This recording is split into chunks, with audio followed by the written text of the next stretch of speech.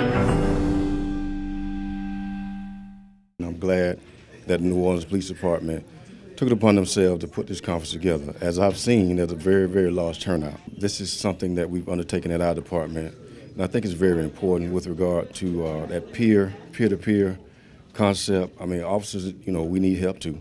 Of course, we've been in the national news a couple of times in the last couple of years with the Ferguson situation, and then more recently the Jason Stockley verdict, which spawned weeks of protest in our communities. So we're just trying to gain as much knowledge as we can about ethical policing. We met a number of the people from the New Orleans Police Department during the consent decree conference in Texas maybe 2 months ago, telling us about the EPIC training and everything else. And we said, you know what, that may be something we might want to implement in the city of Newark. We appreciate their growth, and because we see, the success that they're having, we figure we'll implement some of the things that they're doing, keep a nice line of communication with them, and now they're a sister city for the city of Newark. I'm happy to be here now as we continue the process, not concluding it by any stretch of the imagination, to engage in a larger discussion about the structures that have been created and the opportunities they present, not just in New Orleans, but on a larger national basis.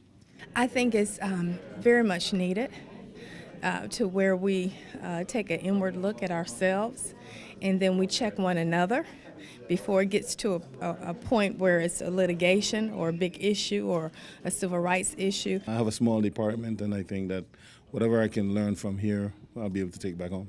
And what they're learning, we're trying to learn from them so that we can get out from under the decree ourselves. We have a staff that deals with peer support, but we're here to learn more information and to come back and try to implement a better program.